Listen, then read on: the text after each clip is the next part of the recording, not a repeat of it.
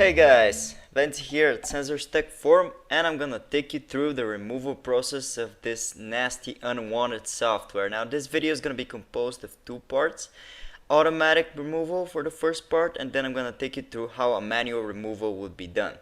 So before we begin this video, I'd like to say that you should never trust sites that have no real people behind them or video guides, and you should always make sure to back up your files before doing any removal by yourself, and always use trustworthy sources. Make sure that these are real people behind these videos, because many people do this for money and they may scam you.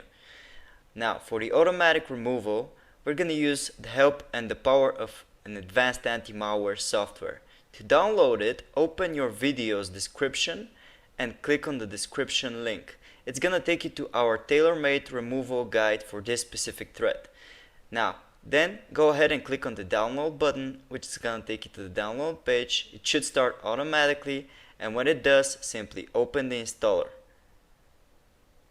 The installer is rather simple. All you have to do is choose your language, and then you're gonna have to click on OK, and then all you have to do is click on continue, then agree with the policy and click on install. When the install is finished, the scan should start immediately. All you have to do is click on finish and wait for the scan to complete. It's gonna detect any cookies, malware, adware, objects that are tracking you, and so on and so forth. When the scan is done, it's gonna show you the detected items. All you have to do is mark them with your mouse and remove it. Now this is very convenient and a fast method to do it. It's as easy as that, guys. Okay, so let's get on with the manual removal process. Now for manual removal, first I'm gonna show you how you can uninstall this thread in case it's installed on your computer as a program. You're gonna have to type appwiz.cpl in your run window, and you can open it by typing Windows button plus the key R. When you do that, it's gonna take you to programs and features. All you have to do is locate the suspicious program, mark it with your mouse, and then click on uninstall. This will make sure the program is gone from your computer.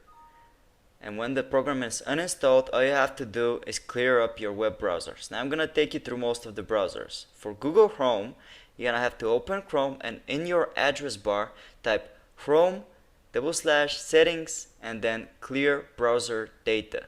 This will open the clear browser data window, which when you open it, you're gonna select on the time range all time. And when you do that, you're gonna tick everything besides passwords and other sign-in data. And then you're gonna click on the clear data button. Easy as that. Now you've cleared all the trackers and all the cookies that may be caching on your computer and tracking you. To clear any malicious extensions, you're gonna click on the three dots on the top right, more tools, and then extensions. Locate any suspicious extensions and click on remove to get rid of them.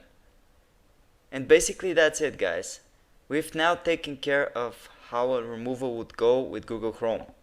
Now let's go through Mozilla Firefox. For Firefox, you're gonna have to open the browser, and on the address bar you're going to type about /support.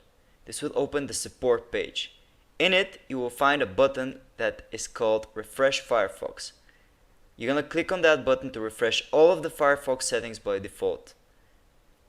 It's gonna take you to a fast process which clears cookies, browsing history, and so on and so forth. Click on finish to finish it, and as you can see here, it says success. Firefox will save your old good configuration on your desktop so you can locate any passwords or anything you may have missed if it's your default browser. For Microsoft Edge though, it's very simple to Chrome. So you're gonna open it, and in the address bar you're gonna type the same thing, Edge, settings, and then clear browser data. This is also gonna take you to a very similar to Chrome window, because Edge is based on Chrome. You're gonna select all time, you're gonna tick everything besides passwords, and then you're gonna clear now.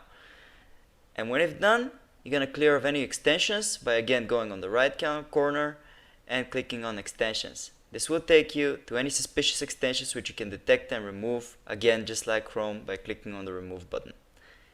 And that's it. Now we've got Edge covered. The next browser I'm gonna show you is Opera.